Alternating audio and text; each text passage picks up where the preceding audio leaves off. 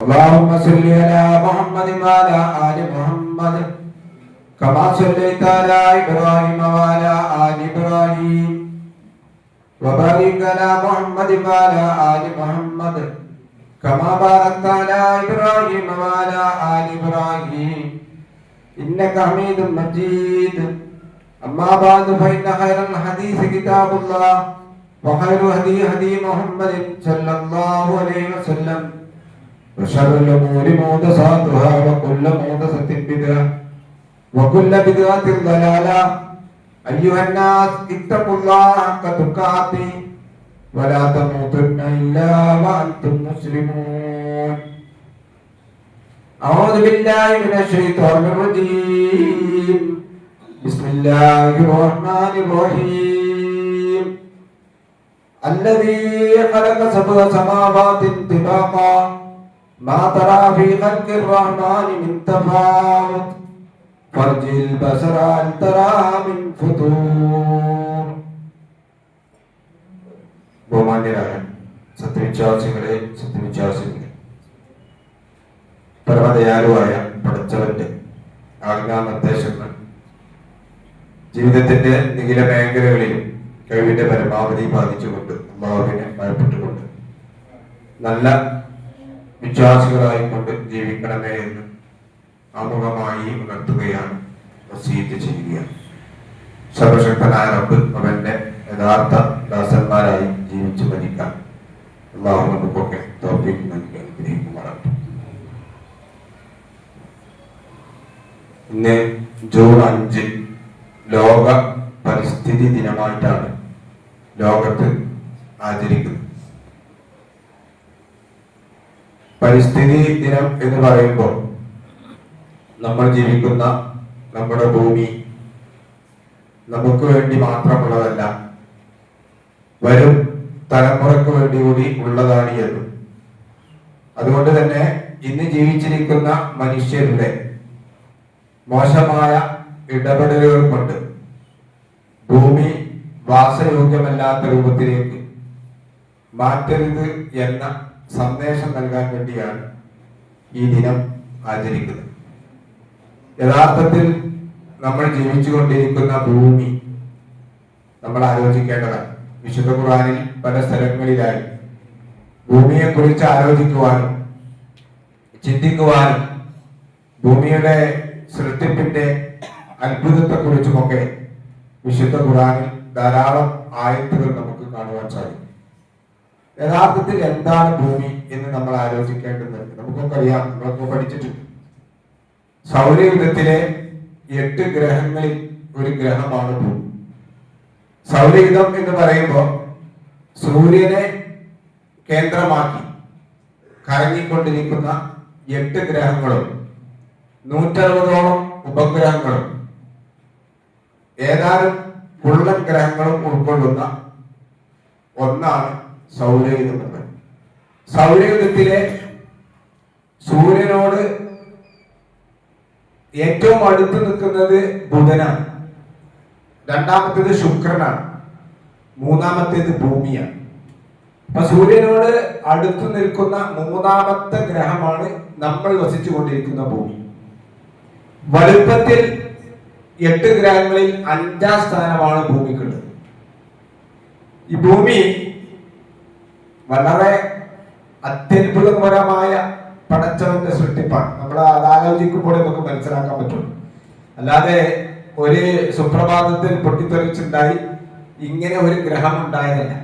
ഭൂമി അതിന്റെ സ്വയം അച്ചുതണ്ടിൽ കറങ്ങുന്നുണ്ട്. നമ്മളിതൊക്കെ പഠിച്ചതാണ്, എന്നാണ് നമ്മളൊന്ന് ഓർക്കുക. സ്വയം കറങ്ങിക്കൊണ്ടിരിക്കുകയാണ്. കിലോമീറ്ററിൽ 1670 കിലോമീറ്റർ വേഗത്തിലാണ് ഭൂമി സ്വയം അതിന്റെ അച്ചുതണ്ടിൽ കറങ്ങുന്നതാണ്. അതിന്റെ വേഗത നിങ്ങളൊന്ന് ആലോചിക്കുക. സാധാരണഗതിയിൽ ഒരു വാഹനത്തിന്റെ സ്പീഡ് നമുക്കറിയാം, മണിക്കൂറിലായിരിക്കും. ബസ്സുകളുടെയൊക്കെ പിൻഭാഗത്ത് എഴുതി വെച്ചിട്ടുണ്ടാവും. ടൗണിലൊക്കെ പോകുന്ന ബസ്സിനുണ്ടാവും ഒരു മണിക്കൂറിൽ സഞ്ചരിക്കേണ്ട വേഗത 40 കിലോമീറ്റർ അല്ലെങ്കിൽ 60 കിലോമീറ്റർ വേഗതയിൽ ബസ് സഞ്ചരിക്കാൻ പാടുള്ളൂ. എന്നാൽ നമ്മൾ വസിച്ചുകൊണ്ടിരിക്കുന്ന ഭൂമി അതിന്റെ അച്ചുതണ്ടിൽ ഒരു മണിക്കൂറിൽ 1670 കിലോമീറ്റർ വേഗത്തിൽ സഞ്ചരിച്ചു കൊണ്ടിരിക്കുകയാണ്. എന്നാൽ അതോടുകൂടി തന്നെ നമ്മൾ വസിച്ചുകൊണ്ടിരിക്കുന്ന ഭൂമി സൂര്യനെയും അത് ഭ്രമണം ചെയ്തുകൊണ്ടിരിക്കുന്നുണ്ട്. സൂര്യനെ ഭ്രമണം ചെയ്യുന്നത് അതിനാണ് ഒരു വർഷം നമ്മൾ പറയുന്നത്. മറ്റത് സ്വയം ഭ്രമണം ചെയ്യുന്നതിനാണ് 24 മണിക്കൂറും പറയുന്നത്, ഒരു ദിവസം എന്ന് പറയുന്നത്.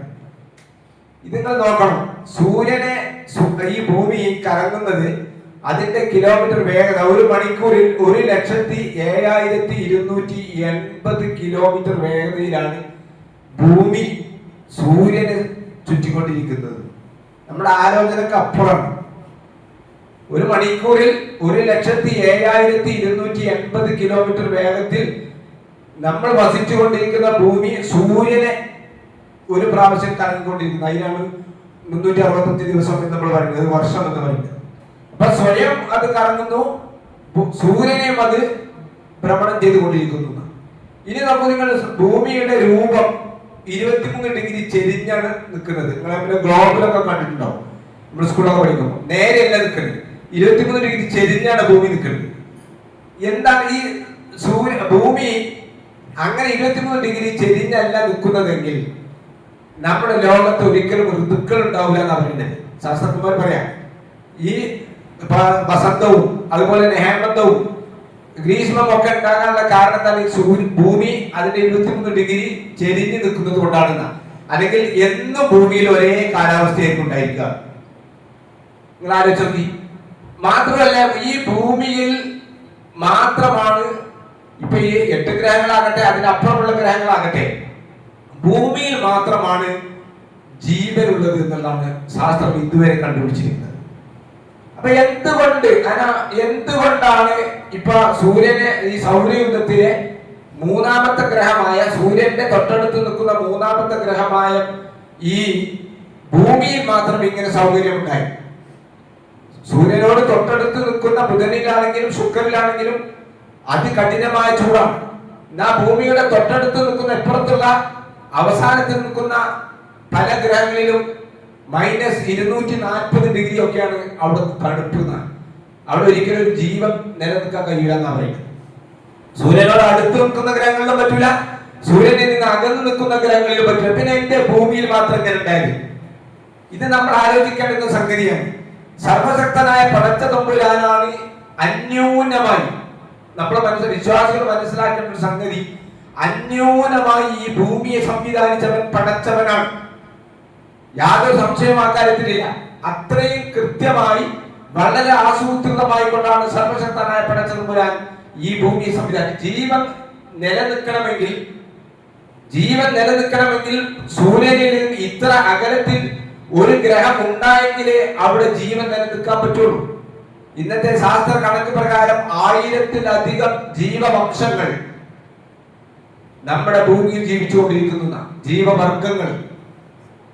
ഇത് നിങ്ങൾ അപ്പൊ ഈ ജീവവർഗങ്ങൾക്ക് ജീവിക്കാൻ ഉതകുന്ന രൂപത്തിലാണ് പടച്ച തമ്പുരാൻ ഭൂമിയെ സംവിധാനിച്ചത്. എന്നാ ഭൂമിയുടെ തൊട്ടടുത്തുള്ളതിലുമില്ല തൊട്ടിപ്പുറത്തുള്ളതിലുമില്ല. ഇതാണ് മഹാ അത്ഭുതമായി നമുക്ക് മനസ്സിലാക്കാനുണ്ട്. മനുഷ്യന്റെ ജീവജാലങ്ങൾക്ക് ഉതകുന്ന എന്തെല്ലാം ആവശ്യങ്ങളുണ്ടോ ആ ആവശ്യങ്ങൾക്ക് അനുകൂലമായ എല്ലാം പടച്ച തമ്പുരാൻ അതിന്റെ തോതനുസരിച്ച് കൊണ്ട് സംവിധാനിച്ചത് മാത്രമല്ല, മനുഷ്യൻ ഇവിടെ നിലനിൽക്കണമെങ്കിൽ അവന് ആവശ്യമായ അല്ലെങ്കിൽ ജീവജാലങ്ങൾ നിലനിൽക്കണമെങ്കിൽ അതിന് ആവശ്യമായിട്ടുള്ള ഓക്സിജൻ ആവശ്യമാണ് ജീവജാലങ്ങൾക്ക്. ഈ ഓക്സിജൻ അതിന്റെ അളവനുസരിച്ചേ പറ്റുള്ളൂ. ഓക്സിജന്റെ അളവ് കൂടിയാൽ അത് അപകടമാണ്, ഓക്സിജന്റെ അളവ് കുറഞ്ഞാലോ അതും അപകടമാണ്. നിങ്ങൾ നോക്കണം. അപ്പൊ ഈ വളരെ കൃത്യമായി ഇതിന്റെ സന്തുലിതാവസ്ഥ ക്ലിയർ ആക്കുന്നതിന് വേണ്ടി പടച്ച തമ്പുരാൻ ഈ ഭൂമിയിൽ സസ്യലതാദികളെ മുളപ്പിച്ചു. വേറെ ഒരു ഗ്രഹത്തിൽ ഇതില്ല. ഈ സസ്യലതാദികൾ മനുഷ്യനും ജീവജാലങ്ങളും സസ്യങ്ങളും തമ്മിൽ പരസ്പരം ബന്ധിതമാണ്.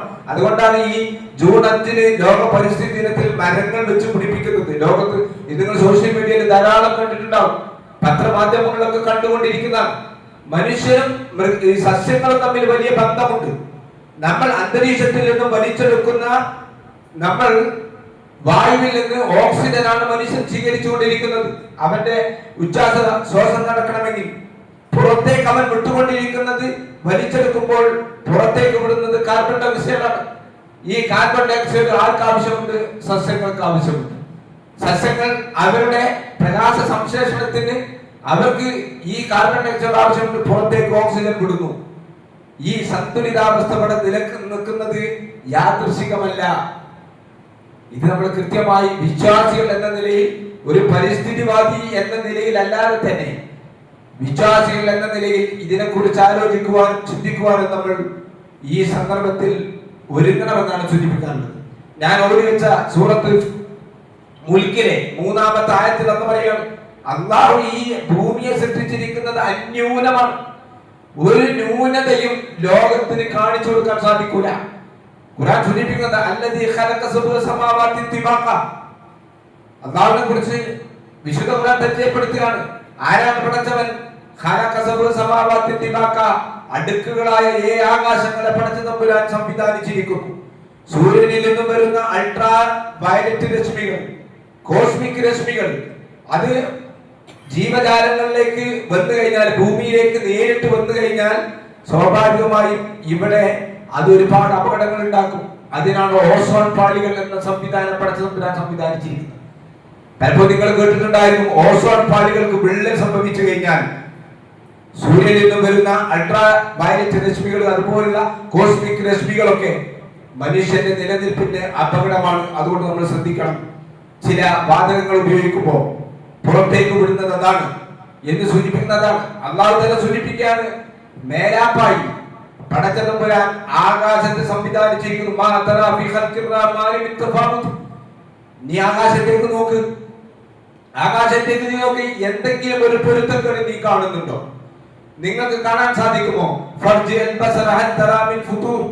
എന്തെങ്കിലും ഒരു വിടവ് നിനക്ക് ആകാശത്ത് കാണാൻ സാധിക്കുന്നുണ്ടോ എന്ന് ഖുർആൻ ചോദിക്കുന്നു. വീണ്ടും ഖുർആൻ ഈ തൊട്ടടുത്ത ആയത്തിൽ ചോദിക്കുന്നു, ഒന്നുകൂടി ഇനി നോക്ക്. അപ്പം അന്യൂനമാണ് പടച്ച തമ്പുരാൻ ഈ ഭൂമിയെ സംവിധാനിച്ചിരിക്കുന്നത്, അന്യൂനമാണ്. ലോകത്ത് മനുഷ്യർക്ക് മാത്രമല്ല എല്ലാ ജീവജാലങ്ങൾക്കും വസിക്കാൻ അനുയോജ്യമായ രൂപത്തിലാണ് ഈ ഭൂമിയെയും ഭൂമിയിലെ സംവിധാനങ്ങളും പടച്ച തമ്പുരാൻ സൃഷ്ടിച്ചിരിക്കുന്നത് നമുക്ക് മനസ്സിലാക്കാൻ സാധിക്കും. എത്ര സുന്ദരമാണ് നമ്മുടെ ഭൂമി. മറ്റൊരു ഗ്രഹത്തിലും ഇതില്ല, ഇല്ലേ? ഇവിടെ വനാന്തരങ്ങളുണ്ട്, നമുക്കറിയാം, പുൽമേടുകളുണ്ട്, നദികളുണ്ട്, പുഴകളുണ്ട്, അതുപോലെ തന്നെ സമുദ്രമുണ്ട്, എല്ലാ ജീവജാലങ്ങളുമുണ്ട്, മലകളുണ്ട്. വളരെ അതിമനോഹരമായ കാഴ്ചയാണ് നമ്മുടെ ഭൂമി. ഈ ഭൂമിയെ മനുഷ്യന്മാർക്ക് അള്ളാഹു തആല സൃഷ്ടിച്ചു തന്നതാണ്. അതെല്ലാം അതിന്റെ തോതനുസരിച്ചുകൊണ്ട്, ഈ ഭൂമിയിൽ എല്ലാറ്റിനെയും അതിൻ്റെതായ തോതനുസരിച്ചുകൊണ്ടാണ് പടച്ചതമ്പുരാൻ സംവിധാനിച്ചിരിക്കുന്നത്. മനുഷ്യരായ നമ്മൾ അതിൽ കൈകടത്തി കുഴപ്പങ്ങൾ ഉണ്ടാക്കരുത് എന്നാണ് ഖുർആൻ സൂചിപ്പിക്കുന്നത്. ഇത് ഈ ഭൂമിയെ സംവിധാനിച്ചവൻ, സൃഷ്ടിച്ചവൻ പടച്ചവനാണ്. അത് നോക്കി നടത്തേണ്ടവർ നമ്മളാണ്, മനുഷ്യരാണ്. ഇതാണ് ഇസ്ലാം നമുക്ക് പഠിപ്പിച്ചത്. ഖലീഫയാണ് മനുഷ്യന്മാർ. ഖുർആൻ സൂചിപ്പിക്കുകയാണ് സൂറത്ത് ഫുർഖാനിൽ, എല്ലാറ്റിനെയും പടച്ചതമ്പുരാൻ സൃഷ്ടിച്ചിരിക്കുന്നു. അതിന് അതിൻ്റെതായ ഒരു തോതനുസരിച്ചുകൊണ്ടാണ് സൃഷ്ടിച്ചിരിക്കുന്നത്. നിങ്ങളെല്ലാം നോക്കണ്ടി, എല്ലാം അങ്ങനെ തന്നെ പടച്ചതമ്പുരാൻ. ജീവജാലങ്ങൾ ഓരോന്നും പരിശോധിച്ചാൽ നമുക്ക് മനസ്സിലാക്കാം. ചിലത് കുറെ കൂടുതലുണ്ടാവും, എന്നാൽ ചില മൃഗങ്ങൾ വളരെ കുറച്ചായിരിക്കും. ചില ജീവജാലങ്ങൾ വളരെ കുറവായിരിക്കും, പക്ഷെ മറ്റു ചിലത് കൂടുതലുണ്ടാവും. ഇത് എന്തിനാന്ന് ചോദിച്ചാൽ അത് അതിൻ്റെതായ നിലനിൽപ്പിന്, ഇവിടുത്തെ ആവാസ വ്യവസ്ഥകൾ ക്ലിയറായി പോകണമെങ്കിൽ അതിനനുസരിച്ചുള്ള സംവിധാനമാണ് പടച്ച തമ്പുരാൻ ഇവിടെ നൽകിയിരിക്കുന്നത്. ഇന്നാ കുല്ല ശൈഇൻ ഖലഖനാഹു ബിഖദരി. സൂറത്ത് ഖമറിൽ എന്ന് പറയുന്നു, എല്ലാം അതിന്റെ ഒരു തോതനുസരിച്ച് കൊണ്ടാണ് അല്ലാഹു തആല സൃഷ്ടിച്ചിരിക്കുന്നത്. അധികമായ ഒക്കെ കുഴപ്പം. ഞാൻ പറഞ്ഞില്ലേ, നമ്മുടെ ഓക്സിജൻ വരെ, നമ്മുടെ അന്തരീക്ഷത്തിലുള്ള ഓക്സിജന്റെ അളവ് വരെ നമ്മൾ ഇവിടെ സംവിധാനം, നമ്മൾ ഒരു മനുഷ്യൻ ജീവജാലം ഇവിടെ വളർന്ന് ജനിച്ചു വീഴുമ്പോൾ തന്നെ ഓക്സിജൻ ഉണ്ട്. ഈ ഓക്സിജന്റെ വില നമുക്ക് പലപ്പോഴും അറിയില്ല. നിങ്ങൾ നോക്കി, വെള്ളത്തിൽ കിടക്കുന്ന ഒരു മത്സ്യത്തെ നമ്മൾ പുറത്തെടുത്തിട്ടാൽ എന്തായിരിക്കും അവസ്ഥ? അത് പടഞ്ഞുകൊണ്ടിരിക്കും. നമ്മളെ ഈ ഭൂമിയിൽ ഓക്സിജന്റെ അളവ് കുറഞ്ഞു വിചാരിക്കാം. അപ്പൊ പലപ്പോഴും നിങ്ങൾ കണ്ടിട്ടുണ്ടായിരിക്കും, ഈ ആഴമുള്ള കിണറിലേക്ക് അത് നന്നാക്കാൻ വേണ്ടി ഇറങ്ങുന്ന ആളുകൾ പലപ്പോഴും മരണപ്പെട്ട് കാണാറുണ്ട്. എന്താ കാരണം? ആ കിണറിന്റെ അടിയിൽ ചിലപ്പോൾ ഓക്സിജൻ ഉണ്ടാവില്ല. ഓക്സിജൻ കിട്ടാനാൽ ആ സമയത്ത് തന്നെ ആൾ ബോധം കിട്ടും, മരിച്ചു പോകും. പക്ഷെ നമുക്ക് അങ്ങനെ ഒരു അനുഭവം ഇല്ലല്ലോ. നമ്മളിപ്പോ നമ്മളിങ്ങനെ സംസാരിച്ചു കൊണ്ടിരിക്കുമ്പോഴും നിങ്ങൾ കേട്ടുകൊണ്ടിരിക്കുമ്പോഴും ഒക്കെ ഈ പ്രവർത്തനം ശ്വാസം ഇങ്ങനെ വലിച്ചുകൊണ്ടിരിക്കുകയാണ്, പുറത്ത് വിട്ടേക്കൊണ്ടിരിക്കുകയാണ്. അപ്പൊ ഇവിടെ ലോകത്തുള്ള മനുഷ്യന്മാർക്കും ജീവജാലങ്ങൾക്കും ഒക്കെ ഉതകുന്ന എല്ലാ കഥയും ഒരു കണക്ക് പ്രകാരം പടച്ചതമ്പുരാൻ സംവിധാനിച്ചിരിക്കുന്നു. നാം വളരെ ഉയരത്തിലുള്ള മലമുകളിലേക്ക് കയറിയാൽ എവറസ്റ്റിനെ പോലുള്ള വളരെ ഉയരത്തിലുള്ള പർവ്വതത്തിന്റെ മുകളിലേക്ക് പോയാൽ പ്രശ്നമാണ്. അപ്പൊ ഇവിടെ സാധാരണഗതിയിൽ മനുഷ്യന്മാർക്ക് ജീവിക്കാൻ ഉതകുന്ന രൂപത്തിലുള്ള സംവിധാനങ്ങളാണ് പടച്ചതമ്പുരാൻ സംവിധാനിച്ചിരിക്കുന്നത്. നിങ്ങൾ നോക്കൂ, ഈ ജീവജാലങ്ങളും എല്ലാത്തിനും അത്യാവശ്യമായി നമുക്ക് മനസ്സിലാക്കാൻ സാധിക്കുന്ന സംഗതിയാണ് വെള്ളം എന്നുള്ളത്. ഈ വെള്ളവും ലോകത്ത് ഈ പ്രപഞ്ചത്തിൽ ഭൂമിയിലല്ലാത്ത മറ്റൊരു സ്ഥലത്തും തുള്ളി വെള്ളമല്ല. എന്തേ ഭൂമിയിൽ മാത്രം എന്തേ വെള്ളം ഉണ്ടാകാൻ കാരണം, മഴ വർഷിക്കാൻ കാരണം അള്ളാഹുവിന്റെ അനുഗ്രഹമാണ്, പടച്ചവനാണ്.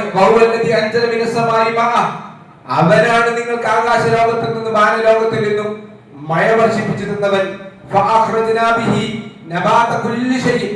എല്ലാവിധ സസ്യലതാദികളെയും പടച്ച തമ്പുരാൻ ആ മഴ മൂലം മുളപ്പിച്ചു തരും. നിങ്ങൾ നോക്കി, വരണ്ട് കിടക്കുന്ന ഭൂമിയിൽ മഴ വർഷിച്ചപ്പോൾ എന്തുമാത്രം പുൽനാമ്പുകളാണ് വളർന്നുകൊണ്ടിരിക്കുന്നത്. പടച്ച തമ്പുരാനാണ് മഴ വർഷിപ്പിച്ചത്.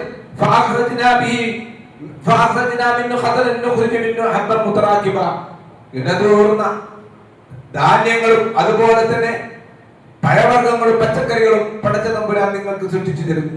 ഇത് ഈ ഭൂമിയിൽ മാത്രമേ ഉള്ളൂ. എന്തുകൊണ്ട് ഭൂമിയിൽ മാത്രം ഉണ്ടായി? നിങ്ങൾ ആലോചിക്കണം. ഈ സൗരയുഗത്തിൽ എന്തുകൊണ്ട് ഭൂമിയിൽ മാത്രം ഈ സംവിധാനങ്ങളെല്ലാം ഉണ്ടായി? ഭൂമിയുടെ അവസ്ഥ നോക്കൂ. മനുഷ്യർക്ക് ആവശ്യമുള്ള മുഴുവൻ സാധനങ്ങളും നമ്മുടെ ഭൂമിയിൽ നിന്ന് കുഴിച്ചെടുക്കാൻ പറ്റും. നമ്മൾ ഇന്ന് കാണുന്ന എന്തെല്ലാം നമ്മുടെ പ്രപഞ്ചത്തിലുണ്ടോ, ഭൂമിയിലുണ്ടോ, എല്ലാം ഉൽപ്പാദിപ്പിക്കുന്നത് നമ്മുടെ ഭൂമിയിൽ നിന്ന് കുഴിച്ചെടുക്കാം. എന്ത് നിങ്ങൾ ആലോചിച്ചു, ഏത് സാധനവും മനുഷ്യന്മാർ ഉപയോഗിച്ചുകൊണ്ടിരിക്കുന്ന ഏത് വസ്തുക്കളും ഭൂമിയിൽ നിന്നാണ് അത് ഉത്പാദിപ്പിച്ചുകൊണ്ടിരിക്കുന്നത്. എന്നാൽ മനുഷ്യന്മാർക്ക് ആവശ്യമില്ലാത്ത എല്ലാ സാധനങ്ങളും ആ ഭൂമിയിൽ തന്നെ കുഴിച്ചിടാൻ പറ്റും. ഇതാണ് ഭൂമിയുടെ പ്രത്യേകത. ഇങ്ങനെ വളരെ ആസൂത്രിതമായി സർവശക്തനായ പടച്ച തമ്പുരാൻ സൃഷ്ടിച്ചിരിക്കുന്നതാണ് ഈ ഭൂമി.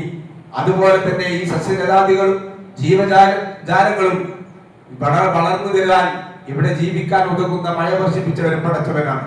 പടച്ച തമ്പുരാൻ ഖുർആൻ സൂചിപ്പിക്കുന്നുണ്ട്, ഈ ജീവജാലങ്ങളുടെ എല്ലാം സൃഷ്ടിപ്പിന്റെ ആരംഭം ജലത്തിൽ നിന്നായിരുന്നു. ഖുർആൻ സൂചിപ്പിക്കുന്നുണ്ട് സൂറത്തുൻ നൂറിൽ, വല്ലാഹു ഖലഖ കുല്ല ദാബത്തിൻ മിൻ മാഇ, എല്ലാ ജീവവർഗങ്ങളെയും പടച്ച തമ്പുരാൻ സൃഷ്ടിച്ചിരിക്കുന്നത് വെള്ളത്തിൽ നിന്നാണ്. ഫമിൻഹും മൻ യംശി അലാ ബദ്നിഹി, ആ ജീവജാലങ്ങളിൽ വയറിൽ സഞ്ചരിക്കുന്ന ചില ജീവജാലങ്ങളുണ്ട്. വമിൻഹും മൻ യംശി അലാ റിജ്ലൈനി, രണ്ട് കാലിൽ സഞ്ചരിക്കുന്ന ജീവികളുണ്ട്. വമിൻഹും മൻ യംശി അലാ അർബഇൻ, നാല് കാലിന്മേൽ സഞ്ചരിക്കുന്ന ജീവികളുണ്ട്. യഖ്ലുഖുല്ലാഹു മാ യശാ, അവൻ ഉദ്ദേശിക്കുന്നത് അവൻ സൃഷ്ടിച്ചുകൊണ്ടിരിക്കുന്നു. ഇന്നല്ലാഹ അലാ കുല്ലി ഷൈഇൻ ഖദീർ, അല്ലാഹു എല്ലാറ്റിനും കഴിവുള്ളവനാണ്. നമ്മുടെ ജീവിതത്തിൽ ഒരിക്കലും കണ്ടിട്ടില്ലാത്ത ചില ജീവജാലങ്ങൾ നമ്മൾ കാണുന്നുണ്ട്. പറക്കുന്ന ഉറുമ്പുകൾ നോക്കില്ലേ? ഇപ്പൊ മഴക്കാലത്തിന്റെ ആരംഭഘട്ടങ്ങളിൽ ചിലപ്പോൾ ലൈറ്റിന്റെ അടുത്ത് പോയി നമുക്ക് കാണാൻ സാധിക്കും. നമ്മൾ ഒന്നും അതിനെ കണ്ടിട്ട് തന്നെ ഉണ്ടാവില്ല. പക്ഷെ പറന്നുകൊണ്ടിരിക്കുന്ന ഒരു പ്രത്യേക പലതരം ജീവജാലങ്ങൾ നമ്മൾ കാണും. അങ്ങനെ പടച്ചതമ്പുരാൻ നമ്മളൊന്നും മനസ്സിലാക്കാത്ത ഒരുപാട് ജീവജാലങ്ങൾ പടച്ചതമ്പുരാന്റെ സൃഷ്ടിപ്പായി ലോകത്തിന്റെ ഭൂമിയിലുണ്ട് എന്ന് ഖുർആൻ നമുക്ക് പഠിപ്പിച്ചു തരുന്നു. അത് ഈ ഭൂമിയെ സംവിധാനിച്ചവൻ പടച്ചവനാണ്. ഇത് നമ്മുടെ മനസ്സിലുണ്ടാകും. അതുകൊണ്ട് പരിസ്ഥിതി ദിനത്തിൽ നമ്മൾ ആലോചിക്കേണ്ടത്, അവർ പറഞ്ഞിട്ടില്ല എങ്കിലും ഈ ഭൂമിയെ സമാധാനത്തോടു കൂടി വൃത്തിയായിക്കൊണ്ട് നടക്കുക, മലിനമാക്കാതിരിക്കുക. ഇതാണ് ഭൂമിയോട് നമുക്ക് ചെയ്യാനുള്ളത്. ഭൂമിയെ മലിനമാക്കാതിരിക്കുക. ഭൂമിയിലെ വെള്ളം, അതുപോലെ തന്നെ മാലിന്യങ്ങൾ ഭൂമിയിലേക്ക് നമ്മൾ അനാവശ്യമായി വലിച്ചെറിയാതിരിക്കുക. സംസ്കരിക്കേണ്ടത് സംസ്കരിക്കുക. ആരോഗ്യ പ്രവർത്തകന്മാരോ അല്ലെങ്കിൽ പഞ്ചായത്ത് അധികൃതരോ നമ്മളോട് പറയേണ്ട ആവശ്യമില്ല. അല്ല, ഭൂമിയിൽ ലയിക്കാത്ത ഒരു സാധനം പ്ലാസ്റ്റിക്. എന്തായാലും പറയാം, പ്ലാസ്റ്റിക് നമ്മുടെ ഭൂമിയിൽ നമ്മുടെ കൃഷിയിടത്തിൽ നമ്മൾ ഇട്ടാൽ ധാരാളമായിട്ടാൽ അവിടെ ഒന്നും വളരൂല, അത് ഭൂമിയിൽ ലയിക്കൂല. അത് നമ്മൾ തന്നെയാണ് ഭൂമിയെ സംരക്ഷിക്കേണ്ടത്. ഇത് അല്ലാഹു നമ്മളെ എത്തിച്ചിരിക്കുകയാണ്. പടച്ചവനാണ് നമുക്ക് ഭൂമിയിലുള്ളത്, ഭൂമിയിലുള്ള എല്ലാം സൃഷ്ടിച്ചത് പടച്ചവൻ. അപ്പൊ അതിനെ സംരക്ഷിക്കേണ്ടത് ഉത്തരവാദിത്വം നമുക്കുണ്ട്. ഇവിടെയുള്ള വെള്ളം, ഈ നമ്മുടെ ഭൂമിയിൽ നമ്മൾ ഉപയോഗിച്ചുകൊണ്ടിരിക്കുന്ന വെള്ളം മലിനമാക്കാതെ സൂക്ഷിക്കുക. റസൂലുള്ളാഹി സ്വല്ലല്ലാഹു അലൈഹി വസല്ലം എത്ര വേണ്ടി പറഞ്ഞു പറയുന്നാലും വെള്ളത്തെ ദൂർത്ത് കാണിക്കാൻ പാടില്ല. നമ്മൾ പഠിച്ച ഹദീസാണ്, വുളു എടുക്കുന്ന സമയത്ത് പോലും നദിക്കരയിലാണെങ്കിൽ പോലും ധൂർത്ത് കാണിക്കാൻ പാടില്ല, ദുർവ്യയം ചെയ്യാൻ പാടില്ല, മലിനമാക്കാൻ പാടില്ല. നഹാ റസൂലുള്ളാഹി സ്വല്ലല്ലാഹു അലൈഹി വസല്ലം യുബാല ഫിൽ മാഇ റാകിദീന, കെട്ടി നിൽക്കുന്ന വെള്ളത്തിൽ മൂത്രമൊഴിക്കാൻ പാടില്ല എന്ന് പറഞ്ഞാൽ മലിനമാക്കാൻ പാടില്ല നമ്മുടെ വെള്ളം. നമ്മുടേത് മാത്രമല്ല വെള്ളം, അത് മറ്റുള്ളവർക്കും അവകാശം. വെള്ളം കെട്ടി നിർത്താൻ പാടില്ല. കൃഷി നടത്തുന്ന ആളുകളോട് റസൂലുള്ളാഹി പഠിപ്പിച്ചിട്ടുണ്ട്, നമ്മുടെ കൃഷിയിടത്തിൽ നമ്മുടെ പാടത്തിൽ മാത്രം നമ്മൾ വെള്ളം കെട്ടി നിർത്താൻ പാടില്ല, തൊട്ടടുത്ത ആളുടെ പാടത്തേക്ക് വെള്ളത്തെ ഒഴുക്കി വിടണം. ഇതൊക്കെ ഇസ്ലാം നമുക്ക് പഠിപ്പിച്ചിരുന്നതാ. നമ്മൾ ശ്രദ്ധിക്കുക സഹോദരന്മാരെ. അതുപോലെ തന്നെ സാധാരണഗതിയിൽ നമ്മൾ കണ്ടുകൊണ്ടിരിക്കുന്ന ഒരു പ്രവർത്തനം എന്താ വെച്ചിട്ടുണ്ടെങ്കിൽ ചെടികൾ നടലാണ്. ചെടികൾ നടുക എന്ന് പറഞ്ഞാൽ ഇസ്ലാമിൽ വളരെ പുണ്യമുള്ള ഒരു കാര്യമാണ്. വെറും ചെടികളല്ല, കായ്ക്കനികൾ ഉണ്ടാകുന്ന ചെടികൾ നടാനാണ് ഇസ്ലാം പ്രോത്സാഹിപ്പിക്കുന്നത്. വെറും തണല് നൽകുന്ന ചെടികൾ മാത്രമല്ല, മനുഷ്യന്മാർക്ക്, ജീവജാലങ്ങൾക്ക്, പക്ഷിമൃഗാദികൾക്ക് ഉപകാരപ്രദമാകുന്ന കായ്ക്കനികൾ ഉണ്ടാകുന്നത് അതായിരിക്കണം നിങ്ങൾ നടേണ്ടത്. റസൂലുള്ളാഹി സൂചിപ്പിക്കാം, ഫലാ യഗ്രിസു മുസ്ലിമൻ ഖർസൻ ഫയകുലു മിന്നു ഇൻസാനു വലാ ദാബത്തുൻ വലാ തൈറുൻ ഇല്ലാ കാന ലഹു സദഖത്തുൻ ഇലാ യൗമിൽ ഖിയാമ. റസൂൽ പറഞ്ഞു, നിങ്ങൾ ഒരു മനുഷ്യൻ ഒരു ചെടി നടുന്നു, എന്നിട്ട് ഫയകുലു മിന്നു ഇൻസാൻ, അതിന്റെ കായ്ക്കനികൾ ഒരു പ്ലാവ് നടുന്നു, ആ പ്ലാവിന്റെ ചക്ക അയാൾ ഉപയോഗിക്കുന്നു, മറ്റു മനുഷ്യന്മാർക്ക് തിന്നാൻ വേണ്ടി കൊടുക്കുന്നു. വലാ ദാബത്തുൻ, ജന്തുജാലങ്ങൾ തിന്നുന്നു, വലാ തൈറുൻ, പക്ഷികൾ തിന്നുന്നു, ഇല്ലാ കാന ലഹു സദഖത്തുൻ ഇലാ യൗമിൽ ഖിയാമ. അതുകൊണ്ട് അയാൾക്ക് ഖിയാമത്ത് നാൾ വരെ പ്രതിഫലം കിട്ടും. ഒരു തരം സദഖത്തുൻ ജാരിയാണ്. നമ്മൾ മരിച്ചു പോയാൽ നമ്മൾ നട്ട ഒരു മരത്തിന്റെ കായ്ക്കനി പക്ഷികൾ തിന്നുകയാണ്, അണ്ണാന്മാർ കഴിക്കുകയാണ്, അല്ലെങ്കിൽ മയിൽ തിന്നുകയാണ്, അല്ലെങ്കിൽ വേറെ എന്തെങ്കിലും കുരങ്ങ് തിന്നുകയാണ്. ഏത് ജീവജാലം തിന്നാലും അതിന്റെ ഒരു പ്രതിഫലം കിട്ടും എന്ന് പഠിപ്പിച്ച ഒരു മതത്തിന്റെ ആളുകളാണ് നമ്മൾ. റസൂലുള്ളാഹി സ്വല്ലല്ലാഹു അലൈഹി വസല്ലം എത്ര വരെ പറഞ്ഞു അറിയോ? യുദ്ധവേളയിൽ പോലും നിങ്ങൾ, യുദ്ധത്തിന്റെ വേളയിൽ പോലും ശത്രുക്കളുടെ മരങ്ങൾ നിങ്ങൾ മുറിക്കാൻ പാടില്ല. ഇസ്ലാമല്ല ആരാധൊക്കെ പറഞ്ഞത്. റസൂലുള്ളാഹി പറയുന്നത് യുദ്ധ സമയത്ത് ശത്രുവിന്റെ മരങ്ങൾ നിങ്ങൾ മുറിക്കാൻ പാടില്ല. വലാത്തത്തുലു ഇംറഅത്തൻ, അതുപോലെ തന്നെ യുദ്ധത്തിൽ നേരിട്ട് പങ്കെടുക്കാത്ത സ്ത്രീകളെ നിങ്ങൾ കൊല്ലാൻ പാടില്ല. വലാ സുബിയൻ വലാ കബീറൻ വലാ മരീദ, രോഗികളെയും വയോവൃദ്ധന്മാരെയും കുട്ടികളെയും നിങ്ങൾ കൊല്ലാൻ പാടില്ല. മരങ്ങൾ പോലും വെട്ടിമുറിക്കാൻ പാടില്ല. ഇത് ഇസ്ലാം നമുക്ക് പഠിപ്പിച്ചിരുന്നതാണ്. മരം വെച്ച് പിടിപ്പിക്കുന്നതിന് ഇസ്ലാം വളരെ പ്രാധാന്യം കൽപ്പിക്കുന്നുണ്ട് എന്നാണ് നമുക്ക് മനസ്സിലാക്കാൻ സാധിക്കുന്നത്. റസൂലുള്ളാഹി സ്വല്ലല്ലാഹു അലൈഹി വസല്ലം പറഞ്ഞ ഹദീസ് കാണാൻ സാധിക്കും. ഒരു ഖിയാമത്ത് നാൾ വരുന്ന സമയം, റസൂലുള്ളാഹിയുടെ ഹദീസാണ്, ഖിയാമത്ത് നാൾ വരുന്ന സമയം അയാളുടെ കയ്യിൽ ഒരു ചെടിയുണ്ട്, അയാൾ എന്ത് ചെയ്യണം? റസൂലുള്ളാഹി പറഞ്ഞു, ഖിയാമത്ത് നാൾ വരുന്ന സമയമാണെങ്കിൽ പോലും അയാളുടെ കയ്യിൽ ഒരു ചെടി ഉണ്ടെങ്കിൽ ആ ചെടി അയാൾ നടട്ടെ. എത്രയാണ് അതിന്റെ പ്രാധാന്യങ്ങൾ ഒരുക്കി. അപ്പൊ അത്രയും പുണ്യകരമായി ഈ ഭൂമിയെ സംരക്ഷിക്കേണ്ടത് നമ്മുടെ പരിസരങ്ങൾ. എന്റെ പ്രിയപ്പെട്ട സഹോദരന്മാരെ, സഹോദരികളെ, നമ്മൾ മനസ്സിലാക്കേണ്ടത് നമ്മുടെ വീടും പരിസരവും ഒക്കെ നമ്മുടെ ഭൂമിയെ സംരക്ഷിക്കുന്ന അനുകൂലമായിട്ടുള്ള പ്രവർത്തനങ്ങൾ ഉണ്ടാകണം. നമ്മുടെ ഭൂമിയെ നശിപ്പിക്കുന്ന ഒരു പ്രവർത്തനവും നമ്മളിൽ നിന്ന് ഉണ്ടാകരുത് എന്നുകൂടി നമ്മൾ മനസ്സിലാക്കുക. അങ്ങനെ നമ്മൾ ജീവിക്കാൻ വേണ്ടി നമ്മൾ ശ്രമിക്കുക. അല്ലാഹു നമ്മളെ